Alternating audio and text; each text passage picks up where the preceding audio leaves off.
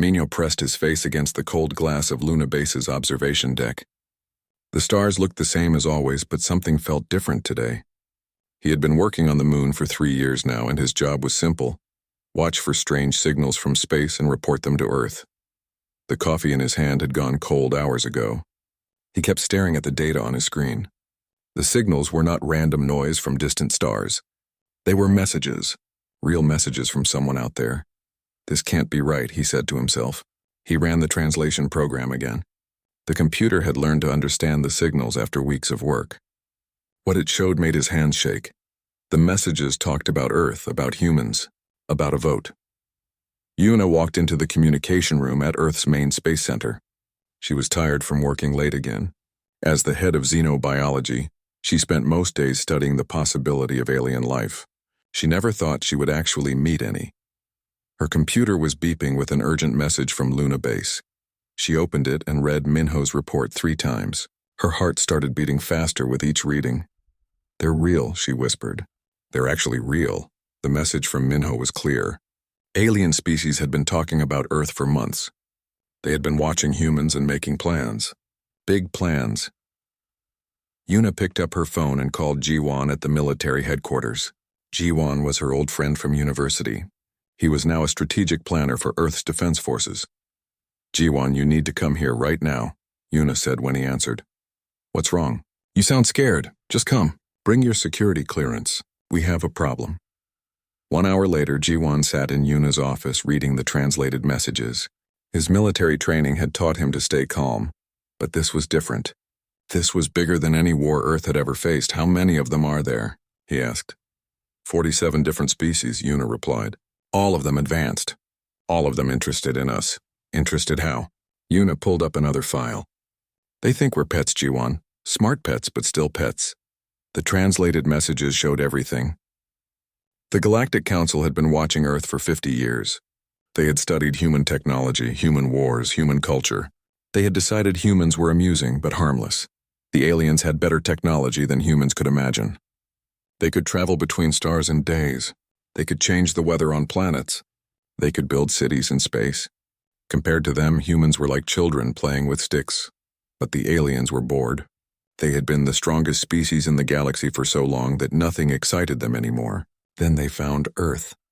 "Look at this part," Yuna said, pointing to a section of the translation. "They call it the Rotational Dominion Project." Jiwon read the words carefully. The plan was simple and terrible. Each alien species would take turns ruling Earth for 1 year. They would use humans as test subjects for their ideas about government and control. The first species to vote was the Velkari. They looked like living crystals and thought in mathematical patterns. They wanted to turn Earth into a giant computer with humans as the processors. The Draknari voted next. They were reptile-like creatures who believed in rule through fear. They planned to make humans their servants through terror and punishment. One by one, each species cast their vote. The Zephyrians wanted to control human minds. The Korath wanted to change human bodies. The Nixari wanted to own everything humans made. All 47 species voted yes. Earth would become their playground. "When?" Jiwon asked. "Soon," Yuna answered. "The messages say they're almost ready." Jiwon stood up and walked to the window. He could see the city below, full of people who had no idea what was coming. Children playing in parks, adults going to work. Everyone living normal lives that were about to change forever. "We have to warn everyone," he said. "Warn them of what? That aliens are coming to rule us? That we can't stop them? That our best weapons are toys compared to theirs?" Jiwon turned back to Yuna. "We tell them the truth. We prepare as much as we can. Prepare how? These aliens have been traveling space for thousands of years. They have weapons that can destroy planets. They have technology we don't understand." "But they don't understand us either," Jiwon said. "They think we're pets. They think we'll just accept being ruled." Yuna looked at him with doubt in her eyes. "Maybe we should. Maybe fighting them will just make things worse?" "No," Jiwon said firmly. "I've studied human history my whole career. We don't do well as pets. We don't accept being ruled by others. It's not in our nature." Minho's voice came through the communication system from Luna Base. "Yuna, are you there? I'm getting new signals. They're talking about arrival times." Yuna activated the speaker. "What are they saying, Minho?" "The first group is coming in 3 months. The Velkari. They're bringing ships the size of cities. The room went quiet. 3 months to prepare for something that couldn't be prepared for. 3 months before Earth's freedom ended. But Jiwon was thinking about something else. He was thinking about human history. About all the times stronger enemies had tried to conquer humans. Some had succeeded for a while. But humans always found a way to fight back. They made one mistake, he said. What mistake? Yuna asked. They think strength only comes from technology. They don't understand that humans are strongest when we have nothing left to lose. The aliens were coming. They had better ships, better weapons, better technology. They could probably conquer Earth easily. But they didn't know humans very well. They were about to learn. The vote was finished. The decision was made. Earth would be ruled by alien species 1 year at a time. The aliens were excited about their new toy, but toys sometimes break in unexpected ways. And humans had always been very good at breaking things that tried to control them. The war for Earth was about to begin, and the aliens had no idea what they were really voting for. The Valkyrie ships came down from the sky like falling mountains. Each ship was bigger than any city on Earth. They moved slowly, blocking out the sun over New York, London, Tokyo, and dozens of other cities around the world. Dong-Hyun was working his shift at the steel factory when the ships arrived. The massive shadow fell over the building and everything went dark. All the workers stopped and looked up through the skylights. "What is that?" someone asked. Dong-Hyun had heard the news reports. The government had tried to prepare people, but how do you prepare for this? How do you get ready for aliens who want to rule your planet? The Valkyrie themselves were beautiful in a strange way. They looked like walking crystals that caught and bent light. When they moved, colors danced across their bodies like rainbows. But their beauty was cold, like ice that never melted. Within hours, crystal towers began growing from the ground in every major city. The Valkyrie didn't use machines to build them. They just touched the earth, and the crystals grew up toward the sky like impossible plants. The alien announcement came through every television, radio, and phone on Earth at the same time. The voice was musical but emotionless. "Humans of Earth, we are the Valkyrie. You will now serve our purposes. Report to the nearest crystal tower for assignment to your new duties. Resistance will be corrected." Dong-Hyun and his fellow workers looked at each other. Some were scared. Some were angry. Some just seemed confused. "What do we do?" asked his friend Junho. "I don't know," Dong-Hyun replied. "But I don't like being told what to do by rock people." The first humans who went to the crystal towers came back different. They moved slowly and their eyes looked empty. They spoke in flat, emotionless voices. They had been optimized, the Valkyrie said, made better for work. So-young was a computer programmer who worked from her apartment. When the crystal towers appeared, strange signals started interfering with the internet. But instead of running away, she got curious. She was good with computers, and the Valkyrie signals looked like a kind of network. A very advanced network, but still just information moving from one place to another. If it's a network, she said to herself, then maybe I can hack it. For 3 weeks she studied the Valkyrie signals. She learned their patterns. She figured out how they controlled the optimized humans. The aliens were using the crystal towers to send instructions directly into human brains. But the system had weaknesses. The Valkyrie thought too much like machines. They couldn't understand chaos or randomness. Their network expected everything to be logical and orderly. So-young wrote a virus. Not a computer virus, but something that could confuse the Valkyrie network. She called it the Chaos Program. When she released it into the crystal tower nearest her apartment, something unexpected happened. The optimized humans in that area suddenly stopped following orders. They looked around like they were waking up from a dream. Hyunwoo had been a military engineer before the aliens came. When the government collapsed in the first week, he didn't go home. Instead, he went to the abandoned military bases and started collecting equipment. He wasn't the only one. Small groups of humans were forming everywhere, hiding in places the aliens couldn't easily find. Sewers, abandoned buildings, forests, caves, anywhere the crystal towers couldn't reach. Hyunwoo was smart with machines. He had always been good at taking things apart and putting them back together in new ways. When pieces of Valkyrie technology started falling from their ships, he collected them. The alien metal was different from anything on Earth. It was stronger and lighter. It could conduct electricity in ways that didn't make sense, but it was still just metal, and metal could be worked with. "Look at this," he said to his team of 5 other engineers. They were hiding in an old subway tunnel, working by flashlight. This piece responds to brainwaves. That's how they control their machines. Can we use it? Asked Dami, a woman who had been a robotics expert. Maybe, if we can figure out how to make it respond to our thoughts instead of theirs. The Velkari had expected humans to accept optimization. They had studied human history and seen that humans usually obeyed authority when the authority was strong enough, but they had missed something important about humans. Humans were not just logical. They were also emotional, creative, and unpredictable. They could make decisions that didn't make sense but somehow worked anyway. After 2 months of Velkari rule, the Crystal Towers controlled most of the big cities. Millions of humans had been optimized and were working in the alien mines and factories.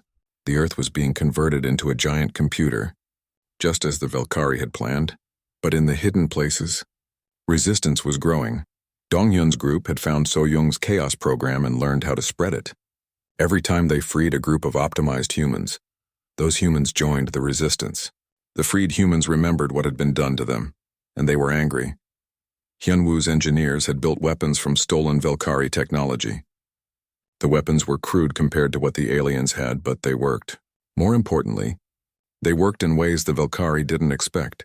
The first real battle happened at a crystal tower in Seoul. Donghyun's resistance fighters attacked the base while So-Young's virus disrupted the network.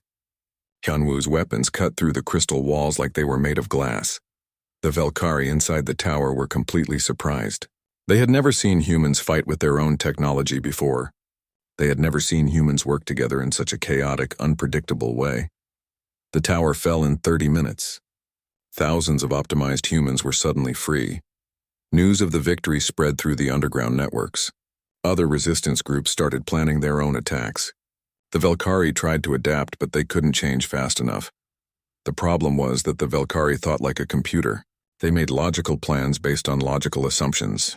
But humans didn't follow logic when they were desperate. Within 6 months, the resistance had destroyed half the crystal towers on Earth. The Velkari were losing control of their human workforce. Their plans for turning Earth into a giant computer were falling apart.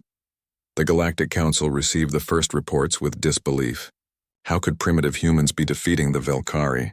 The Velkari had conquered dozens of worlds. They had never failed before. Request immediate assistance, the Velkari commander transmitted to the Council. Human behavior is unpredictable. Standard optimization techniques are insufficient. But the Council had a schedule to keep. The Draknari were already preparing for their turn to rule Earth. The Velkari had failed. But that just meant they weren't the right species for the job. Complete your rotation as planned, the Council replied. The Draknari will take control in 6 months. The Velkari commander looked at his crystal display showing the chaos spreading across Earth. Human resistance fighters were not just fighting anymore. They were learning. They were taking Velkari technology and making it better. In the hidden tunnels and secret bases, humans were building things the Velkari had never imagined. They were combining their chaotic creativity with alien precision. They were becoming something new. The Velkari had come to Earth to turn humans into perfect workers. Instead, they had created perfect soldiers. As the crystal towers fell one by one, the Velkari realized they had made a terrible mistake. They had underestimated not just human strength, but human stubbornness. Humans would rather die fighting than live as slaves. The first year of alien rule was almost over. The Velkari were preparing to leave Earth and let the Draknari try their approach. But they were leaving behind something they hadn't expected. They were leaving behind humans who had learned to fight with alien technology, humans who had learned to work together against impossible odds, humans who had tasted victory against superior enemies. The resistance was no longer just about survival. It was about something more dangerous to the aliens. Hope. Hope that humans could win. Hope that Earth could be free. Hope that the mighty Galactic Council might not be as unstoppable as it thought. The Draknari were coming next, confident they could succeed where the Velkari had failed. They believed in rule through fear and pain. They had no idea that humans had just spent a year learning not to be afraid. The Draknari came with fire and fear. Their ships were black metal that seemed to eat light. When they landed, they brought weapons that could melt stone and machines that could track a single human across continents.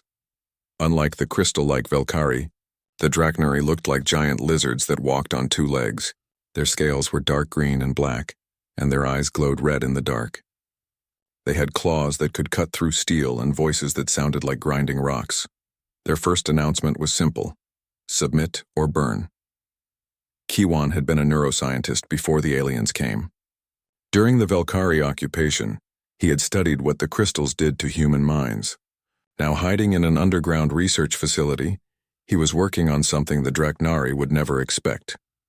The Velkari tried to control our thoughts, he explained to his team of doctors and scientists. The Draknari want to control our feelings. They use fear like a weapon. But fear is just brain chemistry, said Dr. Mika, a psychiatrist who had joined the resistance. If we understand how it works, maybe we can fight it. The Draknari rule was different from what came before. They didn't want to optimize humans or turn them into computers. They wanted to break human spirit completely. They built fear machines that could make humans panic just by being near them. They created punishment centers where the screams could be heard for miles. But the humans who had survived the Velkari were not the same humans the Draknari had studied. They had learned to fight together. They had learned to win against impossible odds. Most importantly, they had learned not to give up. Ariam had been a biochemist before becoming a resistance fighter. The Draknari tried something new in the third month of their rule. They released biological agents into the water supply that were supposed to make humans weaker and more afraid. Instead of running away, Ariam collected samples of the contaminated water. In her hidden laboratory, she studied what the aliens were trying to do to human bodies. "This is incredible," she said to her assistant, Tejan. "They're not just trying to weaken us. They're trying to change our basic biology. To make us more like their own slaves." "Yes, but look at this." Ariam pointed to her test results. "The changes they're making, we can reverse them. And if we're careful, we can make ourselves stronger instead." Ariam had discovered that the Draknari biological weapons were designed for the aliens they had conquered before. Those species had different body chemistry than humans. The weapons didn't work the same way on human biology. Working with Kiwan's team, she developed treatments that not only removed the alien toxins, but improved human physical abilities. Humans who took her treatments became faster, stronger, and could think more clearly under pressure. The resistance fighters who used Ariam's treatments could move through Draknari security without being detected. They could survive injuries that should have killed them. They could work together with an efficiency that confused the alien observers. Shungman had been an economics professor. During the Draknari occupation, he noticed something interesting. The aliens had to trade with each other to get resources. They had their own economy, just like humans did. They need things from each other, he explained to a gathering of resistance leaders. The Draknari are good at making fear weapons, but they need food and fuel from other species. How does that help us? Asked Dongyun, who was now leading one of the largest resistance groups. Because we can disrupt their supply lines. If we make it expensive for them to rule Earth, maybe they'll decide we're not worth the trouble. Sungmin organized secret human markets that traded in stolen alien technology. Resistance fighters could get better weapons and equipment by bringing back Draknari devices. But more importantly, the humans were learning to make alien technology work better than the aliens could. The Draknari had expected their fear weapons to break human resistance in weeks. Instead, after 6 months, human attacks were getting stronger and more coordinated. The resistance had learned to fight as small groups that could appear anywhere and disappear quickly. They had learned to turn captured Draknari technology against its creators. Most importantly, they had learned that fear was just another emotion that could be controlled. Kiwan's mental training programs taught resistance fighters to stay calm under pressure. Ariam's biological treatments made them physically superior to unmodified humans. Sungmin's economic networks made sure they always had the resources they needed. But the biggest change was in how humans thought about the aliens.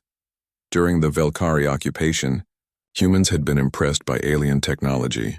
The crystals had seemed magical and impossible. But fighting the Draknari, humans started to see that aliens were not gods.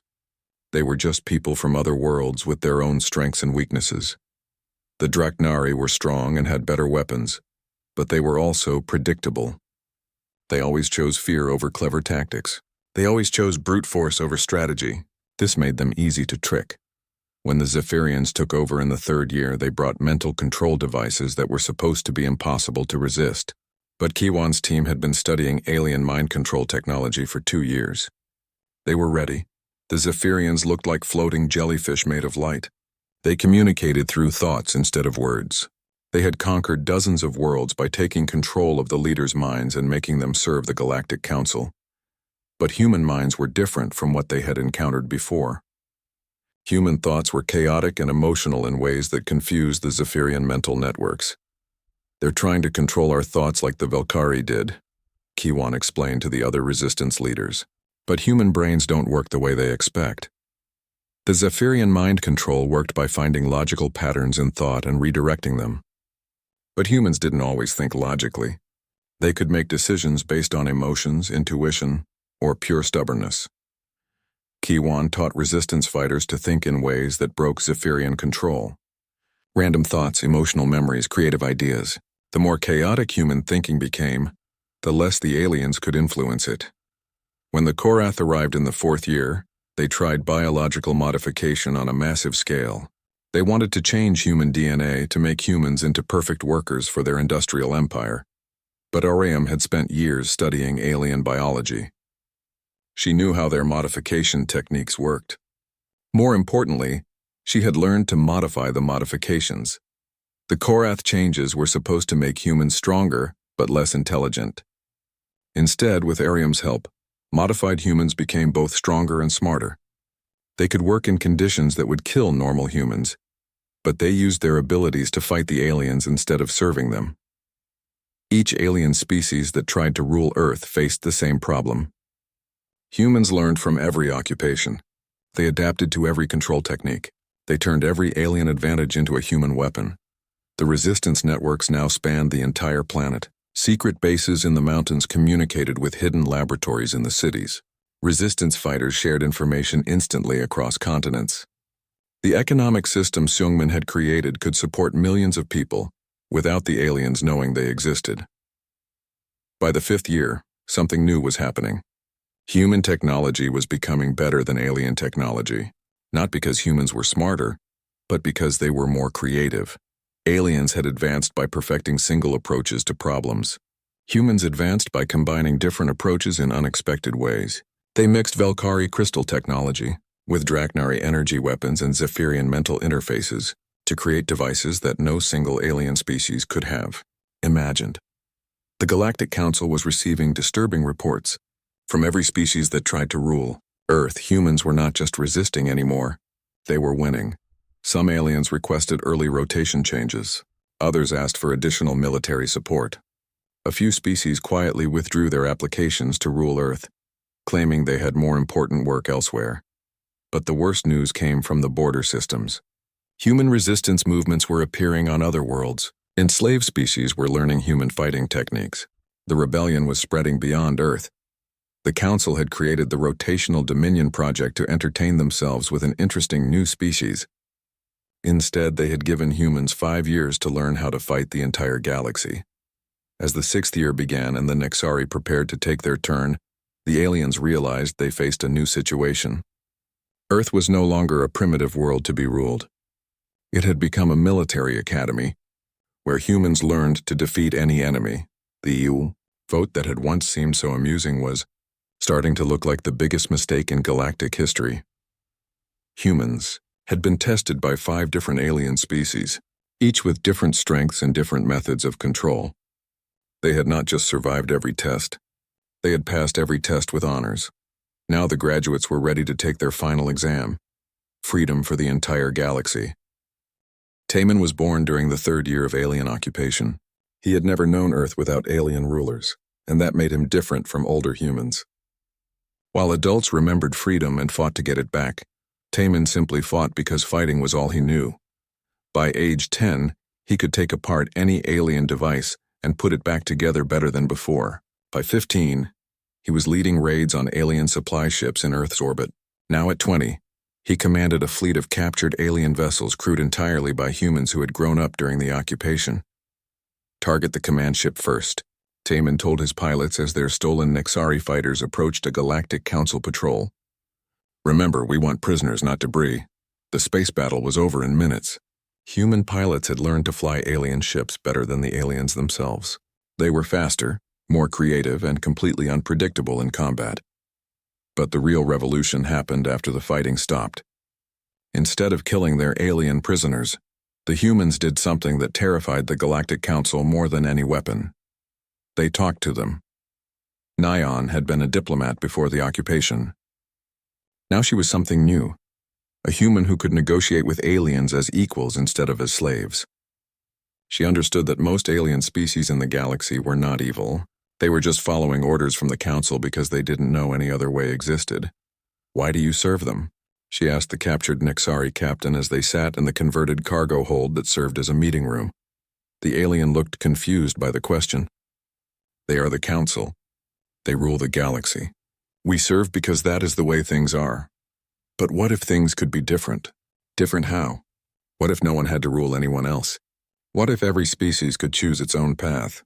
The Nexari captain stared at her with 4 eyes that had never considered such an idea. Like most aliens in the galaxy, he had been raised to believe that someone always had to be in charge. The strong ruled the weak. That was natural law.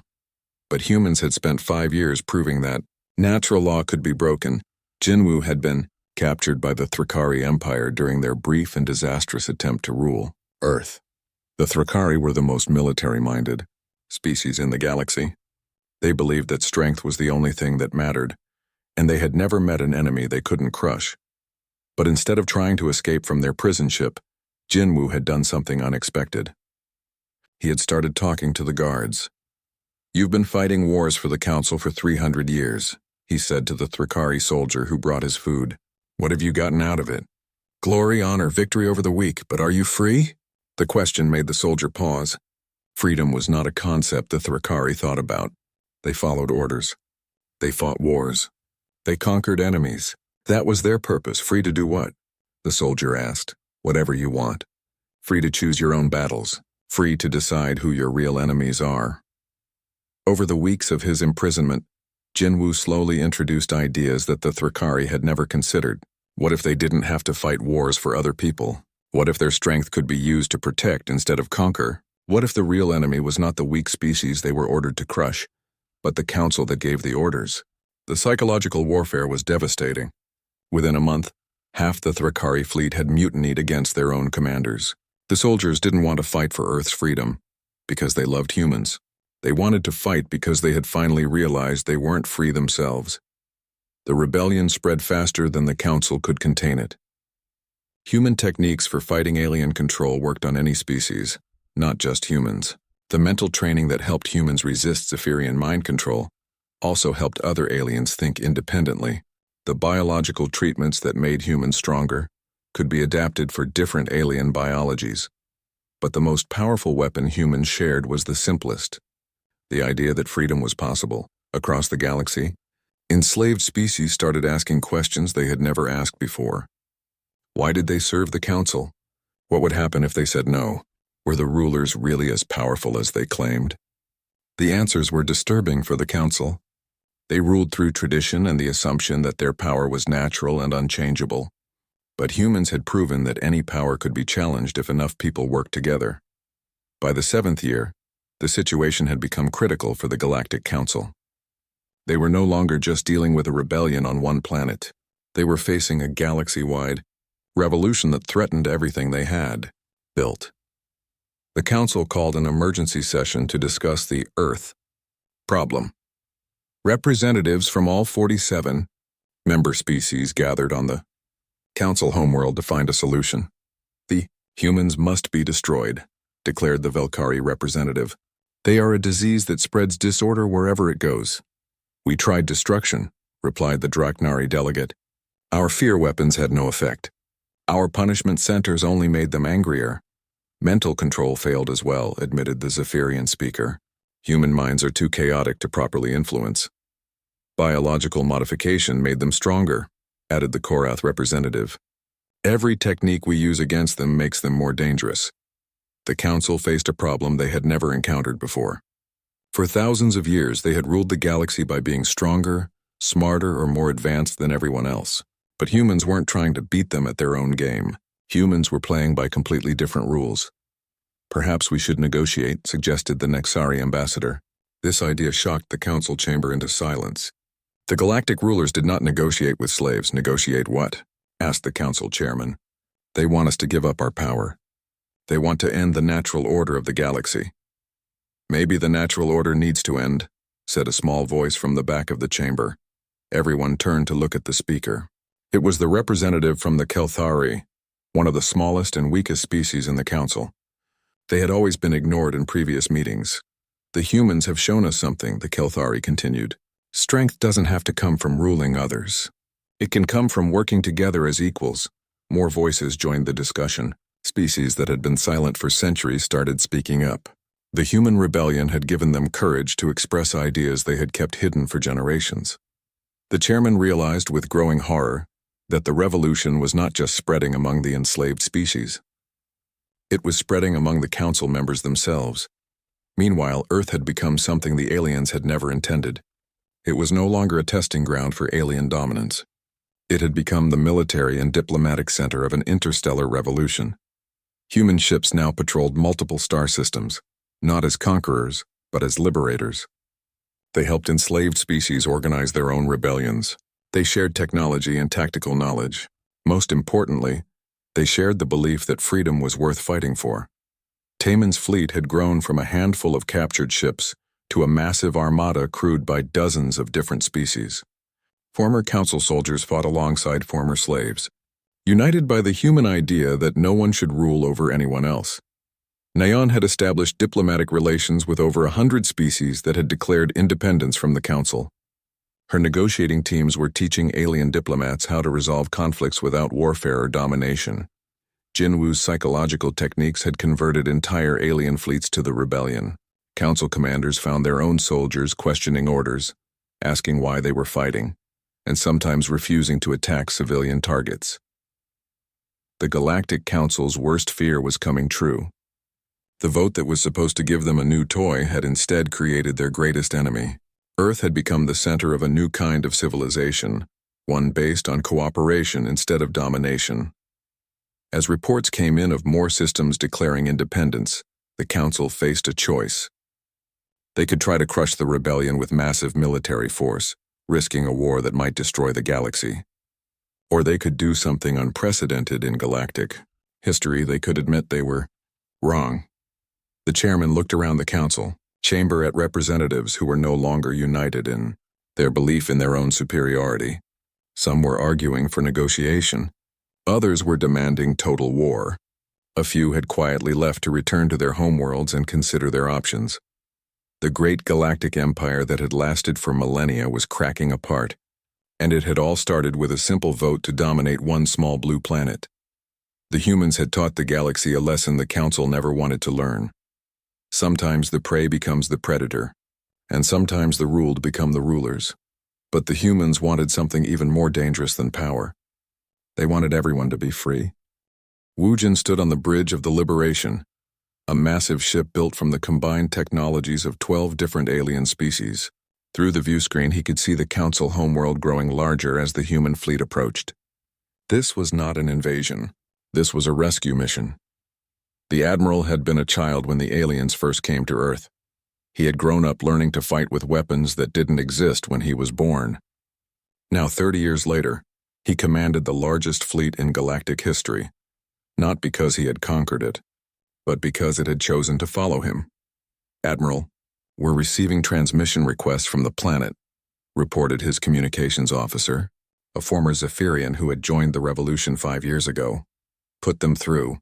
The main screen showed the council chairman, looking older and more tired than in the propaganda images humans had seen during the occupation years.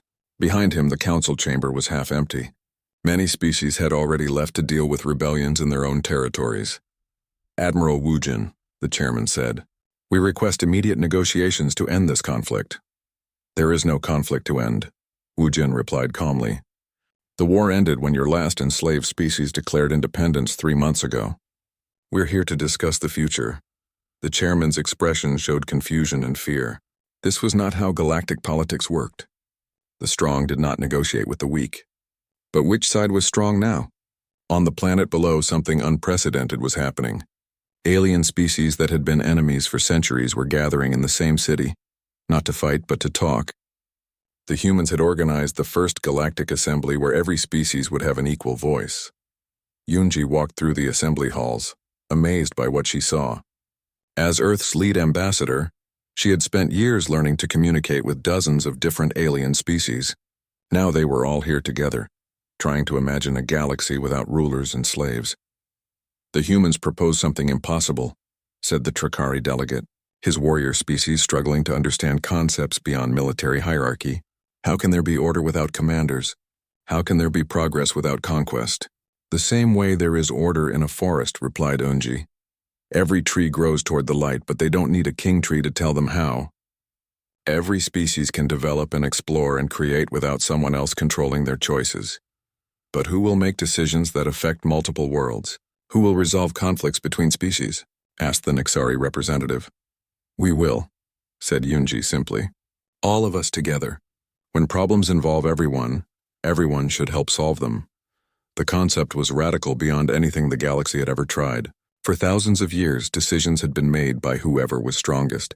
The idea that different species could work together as equals seemed like fantasy, but humans had been proving that fantasies could become reality.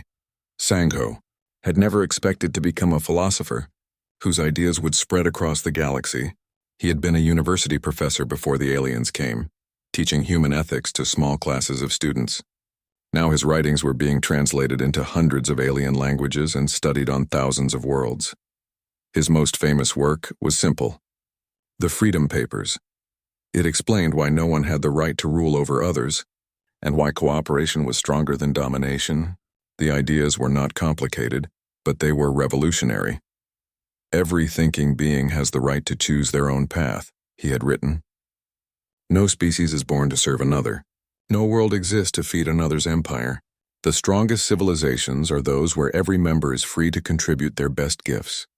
The words were spreading faster than the council could suppress them. On worlds where reading such ideas was punishable by death, beings read them anyway. The concepts gave hope to species that had forgotten what freedom looked like. But the real test came when former council species started arriving at the assembly. These were the aliens who had once ruled the galaxy. They came not as conquerors but as petitioners, asking to be part of whatever new order was being created. We request representation in the new galactic government, said the Velkari delegate. Their crystal form dim with what humans had learned was embarrassment. There will be no galactic government, Wu Jin replied. That's the whole point. No one will rule the galaxy because the galaxy doesn't need rulers. Then how will trade be managed? How will disputes be resolved? How will new technologies be shared? The same way humans learn to fight you, said Yunji. By working together voluntarily because it benefits everyone. The Velkari delegate processed this information with typical crystal being logic. You are saying that cooperation without coercion is more efficient than hierarchical command structures? We're saying it's more than efficient. It's the only system that lets everyone reach their full potential. The negotiations took months. Every species had different concerns, different fears, different hopes for the future. Some worried about defense against external threats. Others feared that stronger species would dominate weaker ones even without official government. Humans shared everything they had learned during 30 years of fighting alien occupation. They taught diplomatic techniques that resolved conflicts without anyone surrendering their independence. They demonstrated military cooperation that protected everyone without requiring anyone to give up their freedom. But the most important thing they shared was proof that the system could work. The human revolution had united hundreds of species across thousands of worlds. It had overthrown the most powerful empire in galactic history. It had done all this without creating a new empire to replace the old one. The final vote was different from the one that had started the whole conflict. Instead of species voting to dominate Earth, they voted to join the Free Galaxy Alliance. The alliance had no capital world, no supreme leader, no ruling council. It was a network of independent worlds and species that chose to work together because cooperation made everyone stronger.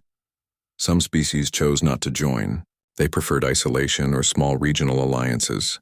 The alliance respected their choice and offered friendship and trade without demanding political submission. Other species joined enthusiastically, excited by the possibility of scientific and cultural exchange without the fear of conquest. Young beings from dozens of worlds applied for education programs on Earth, wanting to learn the techniques that had made the revolution possible. The former council chairman was among the last to speak at the final assembly session. "You have destroyed an order that lasted for millennia," he said to the human delegates. "Yes," replied Wu Jin, "because it needed to be destroyed. What if your new system fails? What if chaos and war return to the galaxy? Then we'll try something else," said Yunji. "That's what free people do. They experiment, they adapt, they choose their own future instead of having it chosen for them." The chairman looked around the assembly hall at representatives from species that had once feared each other, now planning joint projects and shared adventures. "Perhaps," he said slowly, "this chaos you call freedom is more orderly than the order we called peace."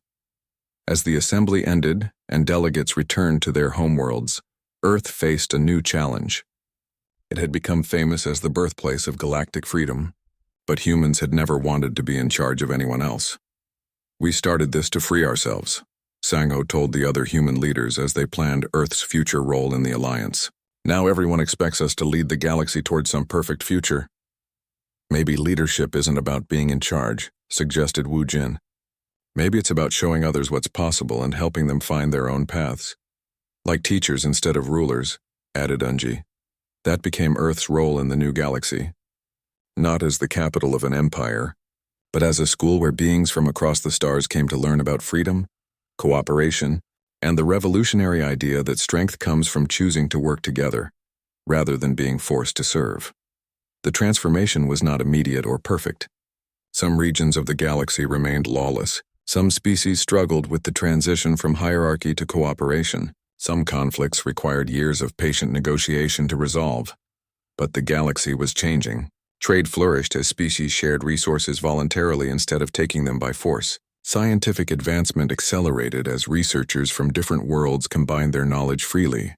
Art and culture bloomed as beings were free to express ideas that had been suppressed under the Council's rule. And on a small blue planet that had once been scheduled for domination, children who had never known alien occupation grew up learning that the most important lesson in the universe was simple. Everyone deserves to be free. The Galactic Council's vote to rule Earth had backfired in the most spectacular way possible.